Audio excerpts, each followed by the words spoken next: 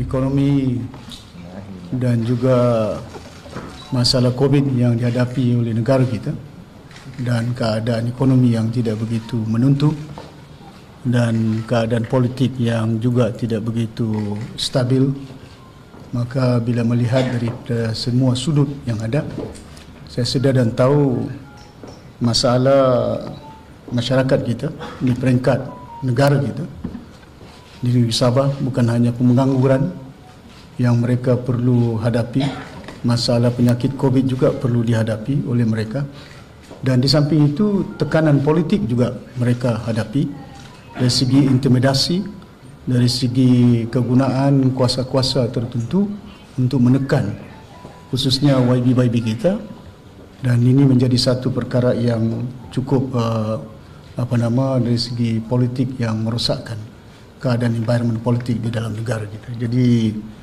saya sedar dan tahu agak berat hati oleh kerana saya sedar bahawa besok itu Hari Raya Aidilfitri. Hari ada hari korban di seluruh negara kita dalam keadaan ekonomi yang tidak begitu sihat, dalam keadaan COVID yang masih lagi kita hadapi, dan kita di antara negeri yang telah mengambil langkah-langkah yang proaktif. Alhamdulillah, malam semalam kita dia cuma satu saja yang kes berlaku, sebelum itu ada 3-4. Namun demikian kita pun telah mengambil beberapa langkah untuk cuba mengatasi masalah ini. Hari ini kita ada satu, but kita akan melakukan untuk memastikan supaya kita dapat melepasi daripada keadaan yang cukup mencabar ini. Jadi untuk makluman, saya telah berjumpa dengan rakan-rakan saya, ahli-ahli yang berhormat, ahli parlimen, ahli adun, dan ada yang tidak dapat hadir hari ini oleh kerana mereka masih berada di Kuala Lumpur. Datuk Matius Tangau pun masih ada di sana.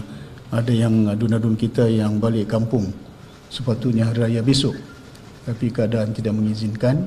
Namun demikian, saya telah pun bertemu dengan Tuan Yang Terutama Tun Datuk Seri Panglima Dr. Haji Johar bin Datuk Haji Mahyudin semalam, dan saya telah menyatakan tentang hasrat dan tujuan kita. Semalam saya hantar 29 hari bulan Julai surat daripada saya sendiri selaku Ketua Menteri dan juga pemerintah di Perdana Negeri, dan setelah melihat, menimbangkan, walaupun saya sedar dan tahu besok itu hari raya dan politik kita bukan mudah, COVID tidak ada kontak dia, nak menjelajah, berjumpa dengan himpunan ramai-ramai bukan mudah, kena penyakit ini membolehkan nyawa yang ada. Tapi kita sedar dan tahu ada pihak-pihak yang kita tahu dari Kuala Lumpur pun yang datang kerap sangat ke negeri Sabah ini, dan tekanan demi tekanan yang mereka lakukan bukan hanya terhadap pimpinan-pimpinan dan semua pihak yang ada. Maka saya telah membuat keputusan untuk memohon kepada Tuan Yang Terutama untuk membubarkan Dewan Undang-Undang.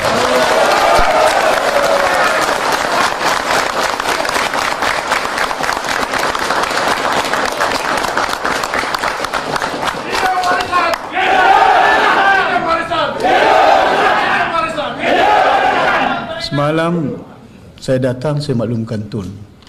Lepas itu kita buat persediaan, dan hari ini kita telah pun mendapat, jadi pagi tadi saya pergi istana dan saya dipahamkan diorang juga pergi istana, tapi diorang pergi istana jam 10, saya jam 8 lebih.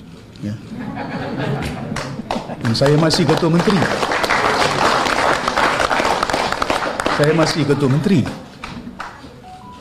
Dari segi jumlah pun tidak ada persoalan dia. Tapi yang penting kepada kita, kalau jumlah mereka katakan mereka besar dan banyak sikit daripada kita, tapi kita kena faham dari segi undang-undang, yang ada, I'm still a Chief Minister.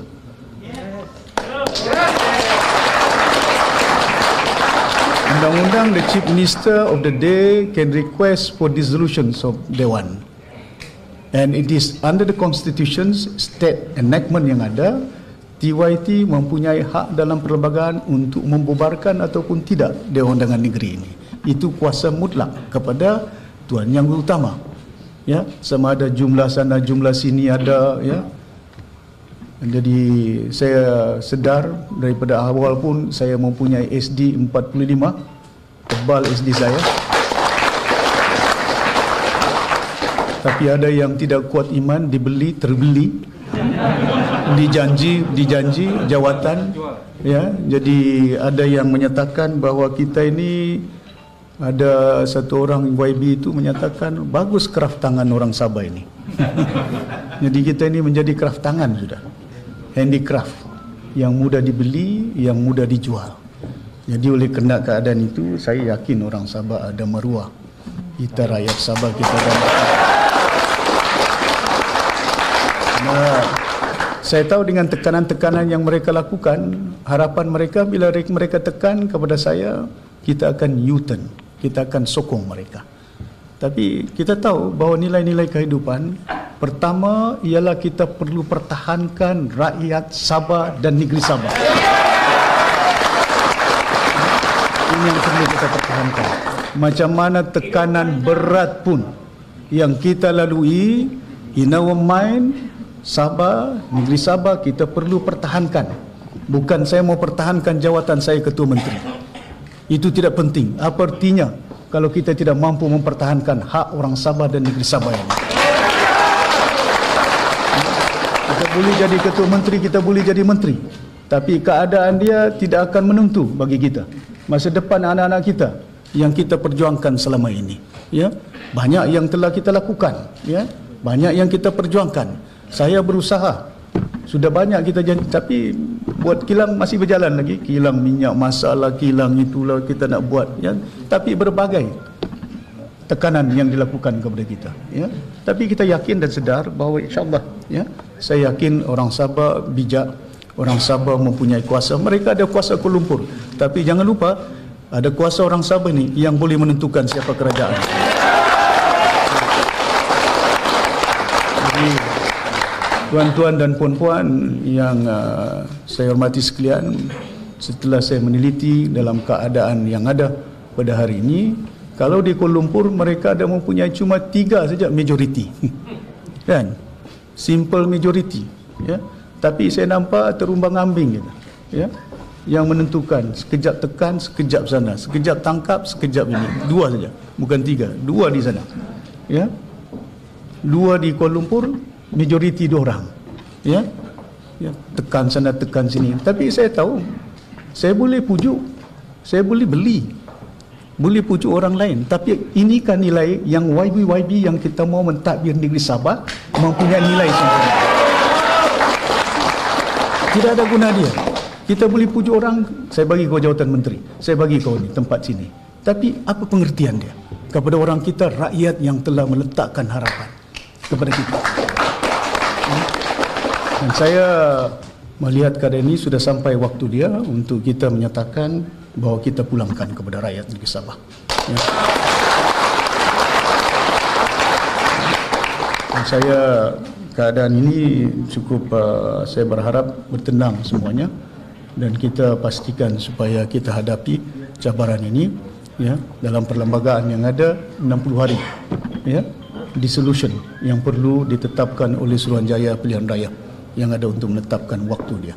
Jadi tuan-tuan dan puan-puan, setelah saya membuat surat semalam, saya jumpa dengan TYT sebelah malam, surat yang saya buat yang ini, ya. Lepas itu pagi tadi saya juga bertemu dengan tuan yang terutama, dan tuan yang terutama telah pun memperakukan untuk membubar dewan.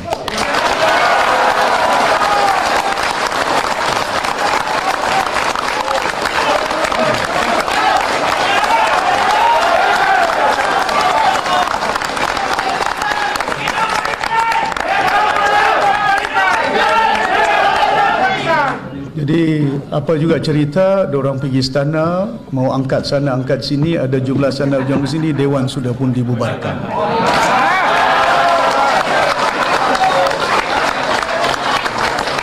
Dalam perundangan negeri Sabah, perundangan negara kita, walaupun dewan bubar, dalam jangka masa 60 hari, I'm still the caretaker. I'm still...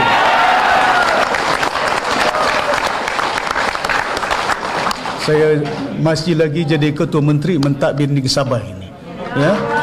Jadi sehingga sampai waktu diumumkan oleh SPR, tarikh dia, waktu dia, baru kita pilih, ya. Jadi pilihan dia kena tepat. Sama ada pilih Si Musa Aman, sama ada pilih Mukhtar Radin, sama ada pilih Ajiji, sama ada pilih Hanifah Aman ataupun Datuk Syafiq Abdal.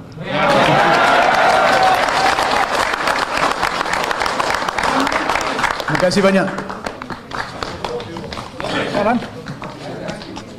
Yes. Just to confirm that so TYT is consented to the resolution. Sorry?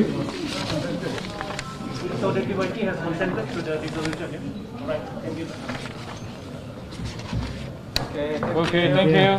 This is the letter. The TYT has already consented the dissolution of the State Assembly. So,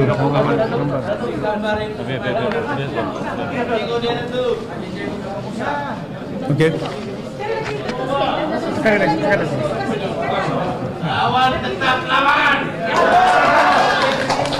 Thank you. Thank you very much.